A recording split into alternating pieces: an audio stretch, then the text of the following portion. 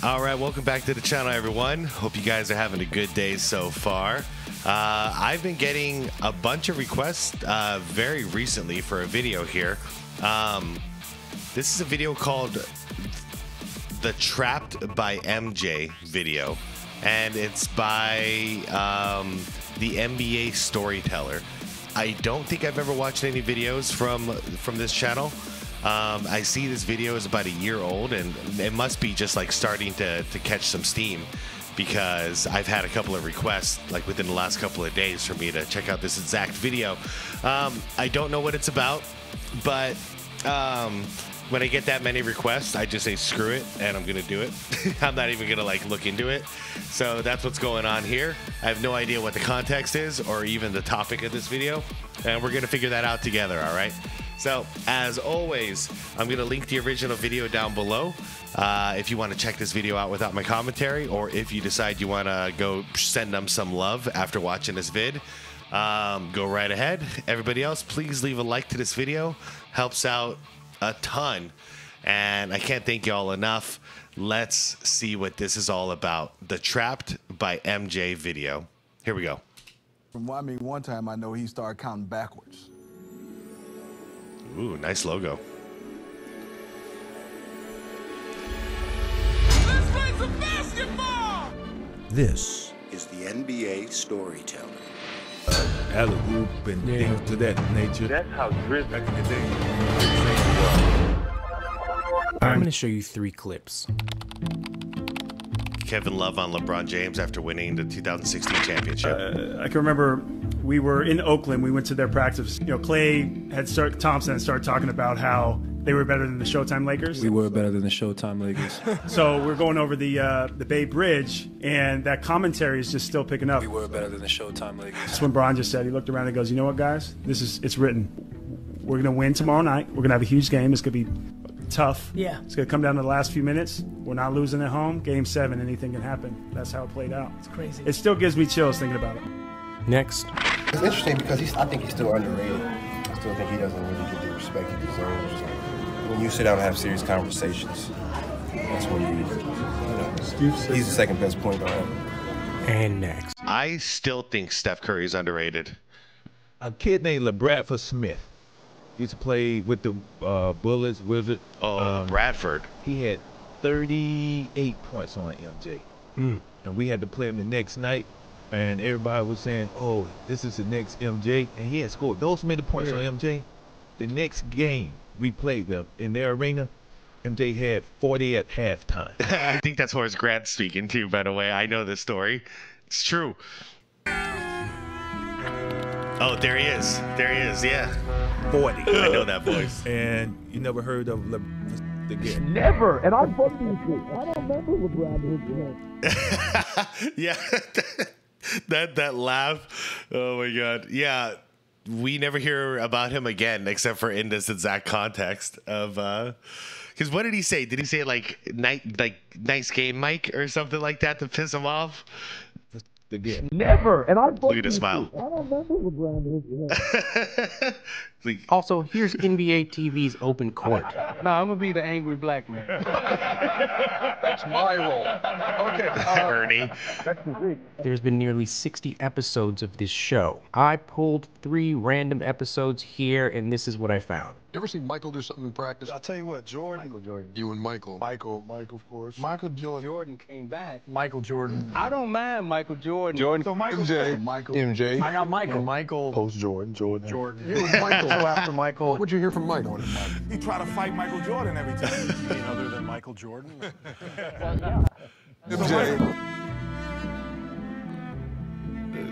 Speaking of which, man, shout out to Open Court. I missed that show so much. Clearly live in an MJ-based reality.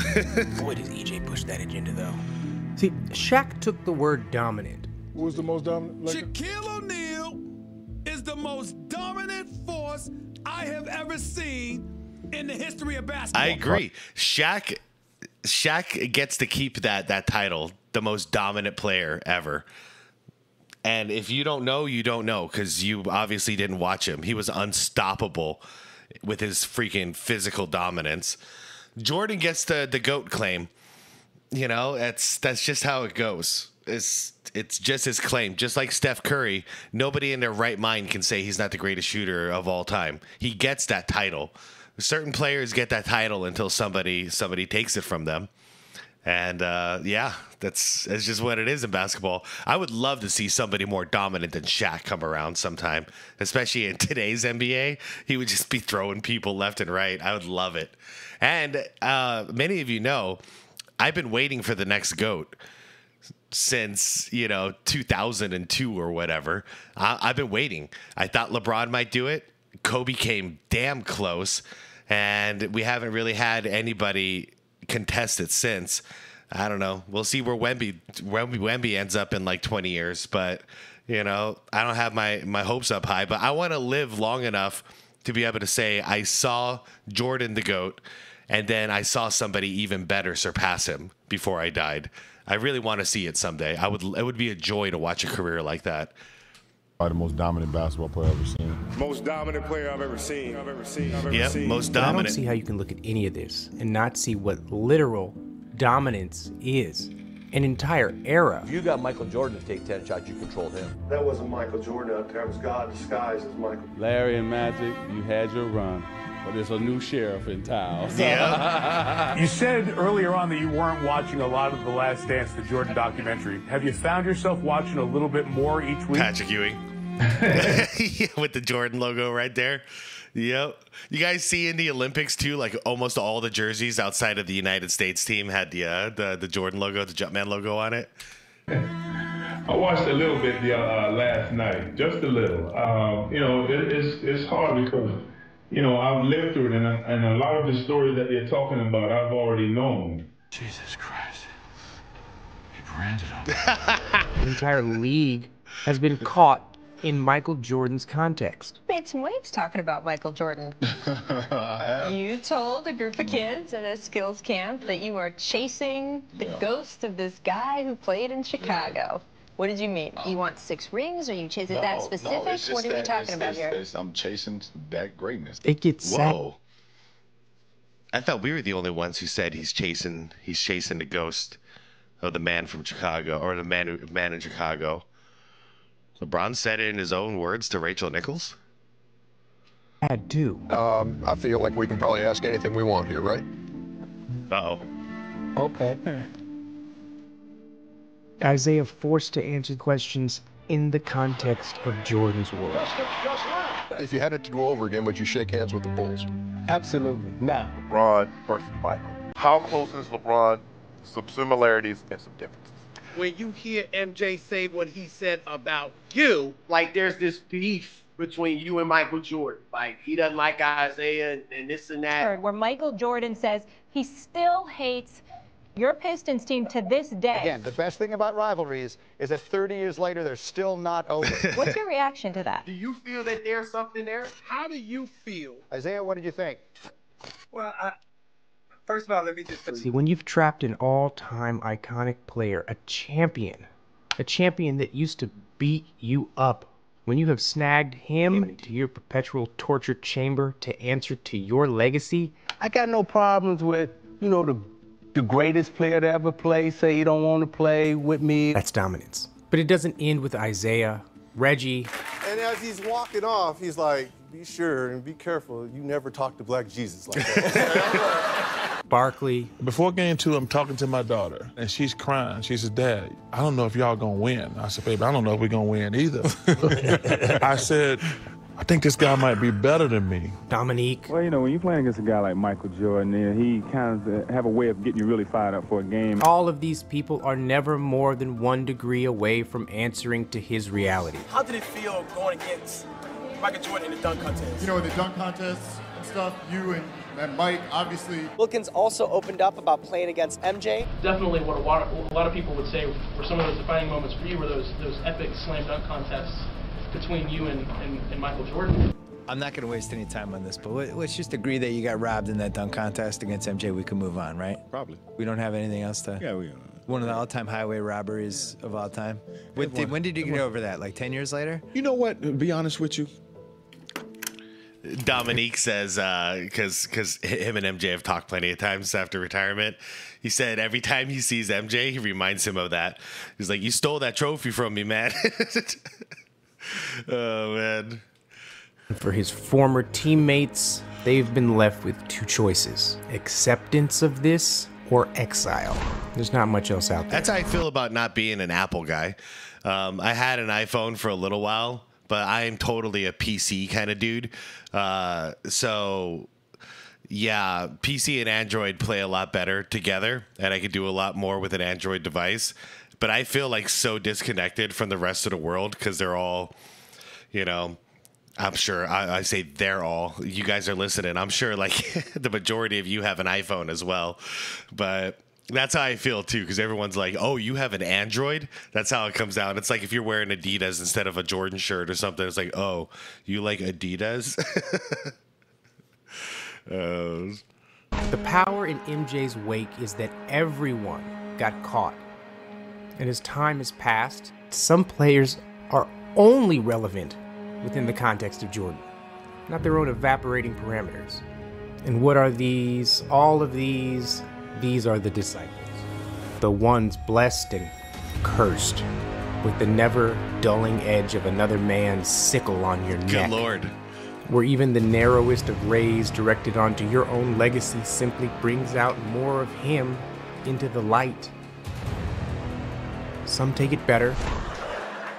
Do you love him, though? You love him. I love him. You love him. I've known him. We met in '84 at the Olympic trials, and we just had a chemistry. And for some reason, it just, because people ask me that all the time. And almost everyone plays along eventually. Wow, people ask him all the time if he loves Michael Jordan. That one's got to be hard for him, man, because how everything went down. You have become it. What is this video? It's their defining characteristic. If MJ is not having a good game, and say the opponent was really giving it to him, the opponent had the nerve to talk some trash to MJ. Arian. No, I mean, don't compare anybody to Michael Jordan. I mean, and you just woke him up, and you don't never wake Don't up. poke the sleeping bear. Is this weak? Advantageous? Or are they simply being realistic? You know, anytime LeBron, he just always brings a some excellence to him, so he'll be great. Or is there something else there? With MJ, nothing was off limits. Your mom, your wife, your kids, your brother, your dog, you name it. your mom. Nothing was off limit. And that's that competitive nature that he had. You know, a kid named LeBradford Smith. Gary, what would you get? He brings up LeBradford Smith again. No, that's like KG trash talking. Wise, like, it don't matter. Nothing's off limits. I'm gonna get in your head. I'm gonna make you play bad, one way or another. Or KG's method also was like not only saying those things, but then to physically scare the hell out of the person. You seen his eyes when he's hyped up, man. The position of readiness. Right. The position of One readiness. of the most painful things is not having an army of the conquered to sing your praises. Like Brad and I do. But it's normal, and most people don't fight it. But for a few of the league's former stars, not having an army is not enough to keep them down. These are the lonely warriors out fighting their own battles.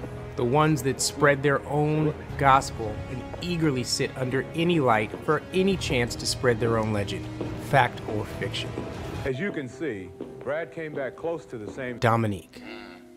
A great player, but he was always one of those guys that were caught behind Mike. You know, Mike just got... The woeful soul, at every turn, gets his story in. A great athlete, a great leaper, they always equate you with being a dunker. And I tell people all the time, it's hard to get 26,000 points on dunks, you know? I can move more than just dunk. But breathlessly recounting a moment, a performance, a classic Dominique take. And it was like you almost murdered him. I was very angry that game, you know, and I remember after that dunk, you know, because Bird had been talking all game. I think it was, I don't know if it was my first or second year. And then when I dunked it on him, and I'm pointing, I'm talking, he said, "I like you, rookie. You got a lot of heart." You know, he still had 30-something that game. So, he's talking about Larry Bird. Oh, dude. I hope they get Clyde Drexler in here too for this. If they're doing this, screw it. because Dominique and Clyde are the first two people I think of that got overshadowed by the greatness of Michael Jordan. Feels so lost. Dude, this video is crazy. Because he is trapped. And precariously between two realities that are not his own. See, when Dominique's able to navigate through his dunk contest stories with Michael Jordan and what Michael may or may not have said to him. And he said, hey, hey, you probably won, you know it, I know it, but hey, you in Chicago. What can I tell you? He said that to you? Yeah, I mean, but that's the relationship we had. I mean, it could have went. Be honest, it could have went either way. But that's when he's usually ambushed on the other side by a quiet, carnivorous bird. What was it like to battle with Larry Bird in the playoffs? Oh my goodness. That's how it is, though. That's how it's always been. You know, you go. I don't know, when you talk to Magic, the first thing you talk to Magic about is what was it like going head to head with Larry Bird all those times, or what was it like playing with Kareem, you know, or also like what was it like in the '92 Olympics in those practices with Jordan? Like this is just what we do. It's not just Michael Jordan. It's literally like if Wilt Chamberlain was alive right now, first thing we think of would be Bill Russell. Dude, what was it like going head to head with Bill and then later on going against Kareem like that? Like it's always been. If I see Mike Tyson, I think of Evander Holyfield. Dude, tell me about those fights against Holyfield and vice versa. And if I see Foreman, I think of Ali or also Holyfield. I think this is just natural.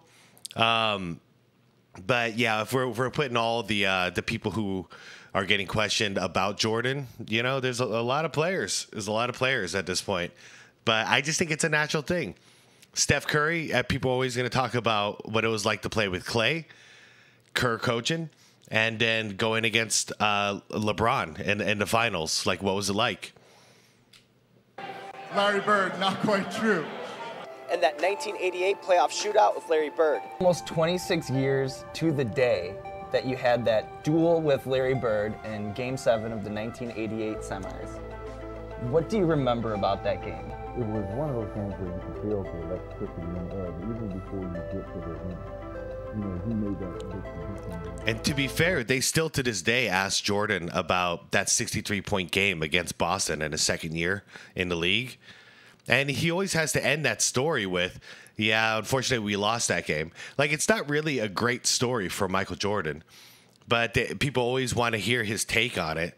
And, you know, that's just because he was going against one of the greatest teams of all time and lighting them up. But at the end of the day, without the win, it didn't really mean that much for him. We're done? We're just about, yeah. The other lonely soldier is worth more time than I have. Dr. J, a man that still shows up. The next thing we're going to learn is the position of readiness. Take a comfortable stance. First man to show up for his own documentary. His spotlight is nearly out these days. I'm not sure anybody really cares. I was fortunate enough to win the ABA and go to 6 different in the NBA to win the championship. Go to 6 different. The ABA. See, the way you can tell somebody's overall relevancy has diminished is they are boiled down to a single topic or even a single game. And that's how we hold on to them at a bare minimum. Also how we end up with these passionate, almost desperate defenses. Here's Kenny on Dr. J. I'm gonna bring it home, and I'm not gonna talk about like Ernie was trying to say you didn't pass. I'm not gonna say like Shaq said that you were in the shadow. I'm not gonna say what Chuck said that when he was 18 on a big wheel. I'm gonna say that you are not only one of the top 50 basketball players that ever played, you are one of the top 50 people that I've ever met. You deserve this. If when people think of the Atlanta Hawks, we're still 20 years probably removed. We don't think of anyone else. No matter how well this Hawks team is doing this year, there's a single face that always comes up, and it's Dominique Wilkins. Absolutely, and your guys' comments, and I forgot what it was. There was a video I reacted to a while back about Dominique, and everyone's comments support that of what Kenny was just saying. We all say the same thing. You think of the Hawks, first thing you think of is Dominique Wilkins, man. I think I messed up. But I think the point stands. Horace. You play with Michael Jordan. I wanted to ask, who do you think's the better actor, Michael Jordan or LeBron? Horace Grant, a man who never saw a soundbite he couldn't frustrate an editor into creating for him, makes every person we've discussed pale in his comparison. The absolute sycophant Horace Grant has become. Horace is on a whole different level. Wait, Now, what was that definition? A person who acts as obsequio towards someone important in order to gain advantage. Obsequiously towards someone important in order to gain an advantage. Huh. Okay. Shoot. Sycophant Horace Grant has become. Horace is on a whole different level. Now, of course, there are bloodsuckers and leeches, the ones whose entire social status is based on having private dinners and sharing sloppy secondhand recounts of Michael Jordan myths. Like this guy. But Horace was there. He isn't just a leech. Maybe he's the purest example of what a disciple is, a professional disciple. And you, if you weren't on his team in practice, you were his enemy. And that's how driven this man was. Or is he fueled by something else? Shame, regret. Trapped in a never-ending journey for repentance. Like exercising, self-flagellance. That's the thing. See, because after watching the... While the early reports have brought a flurry of denials, players giving out sensitive information to the press is one surefire way to cause a division within the team. 25 different quotations in the book. And he wanted me to sit and listen to him while he read them. And that started with, like, you know, who do you think could do this? Were you part of this? And knowing what's coming next. I didn't contribute to Okay, let's get it out of the way, everybody. Because we're heading into that subject right now. Do you guys think that it was Horace Grant who leaked all that sensitive information back in, what was it, 93, I think it was? When that book came out, I can't remember the title, but the one that like blew open the floodgates and all the media started attacking Jordan all of a sudden. Do you think it was Horace Grant? Because that's what it seems that the Bulls felt it was, Horace Grant. And then oddly enough, Horace was gone within another 2 years after that. So do you guys think it was Horace? I have no evidence that it was Horace. The only thing I can say about Horace is that he does like to tell stories. He gets excited to tell stories, and I think he talks first and thinks second. But I don't have any evidence. I really don't know who did it. And if it's not Horace, who do you guys think it was? And that was Horace. Well, there it is. Yeah, I'm sorry. Let me go back. And knowing what's coming next. I didn't contribute to that. And that was Horace. He was telling everything that was happening within the group. Yeah, so do you guys think that was real? It all made sense. See, I've been watching Horace and The Road Show for years. We text each other now and then, and he gives me a few tips on how to play golf. I've been thinking about this. And now when you widen out, you can clearly see so evidently, fast forwarding all through his career, Horace knows what he is. And he knows what he's on the verge of becoming. Oh, really? Yeah. So he's probably a better golfer than you. Oh, yeah. Really good? Oh, yeah. Do you think he could have gone pro, maybe? MJ? Yeah. Absolutely. Absolutely. He could have done anything. And that's the part of him, the exact part that he's always tried to bury. He was a loyal player. He was a man that stuck up for Michael and took on his battles. And I'm like, dude. He is now frantically defending himself against what he always really was. Hey, not a bad angle here. Not a bad angle. I would support this theory up until the point where they did that stupid traveling tour. Him, Longley, and Pippen. That oh man, what was it called? It was in response to The Last Dance, you know, and they were supposedly going to go around like calling out the BS in The Last Dance, but it turns out they just sat in front of a crowd and just answered questions, and there was no controversy, so they kind of backed out after they sold tickets. I call that a bait and switch, but whatever.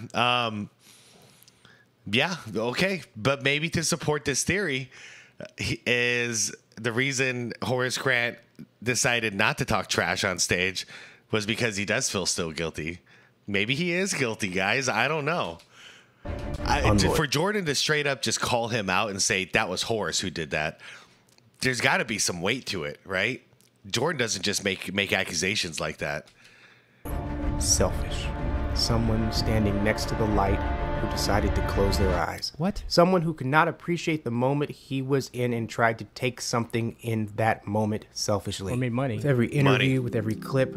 Is this some sort of exercise? No. Is this him begging for forgiveness? Sometimes people aren't that complicated. Is he looking to get the stain of the sins washed away? He's kind of just a person. Well, the news is Michael isn't watching. Oh, yeah, he is. And now, it's going to be too late. Oh, no. Did you break the thing again? Talking about? Listen, Emio. What are you trying to do here? Like, insincerely push Horace into a corner? Huh?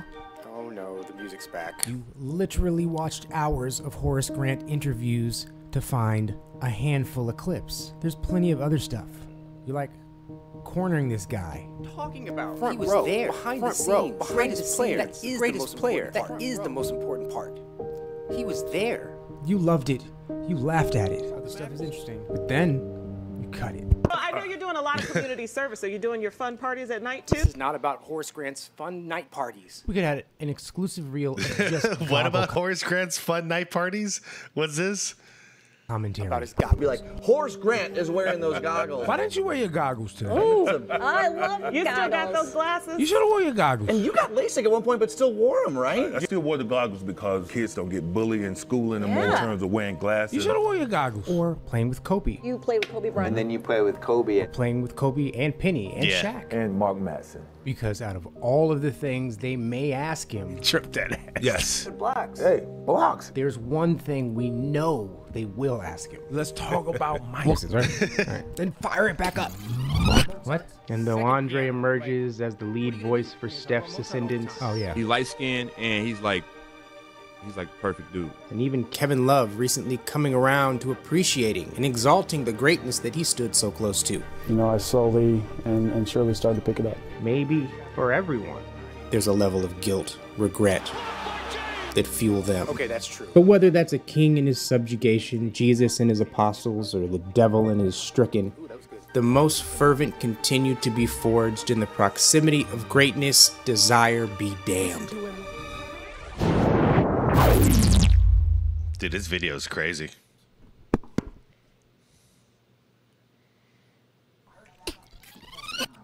Oh, quick. One more thing. Who was your favorite basketball player? Michael Jordan.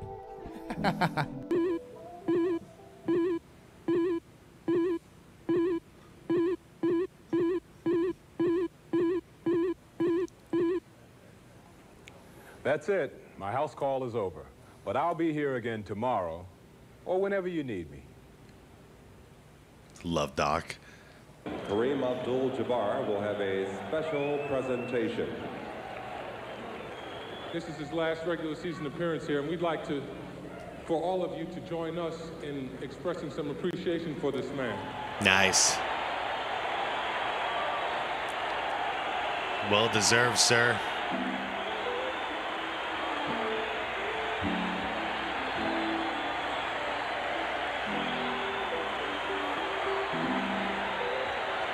Yep, soak it in, Doc.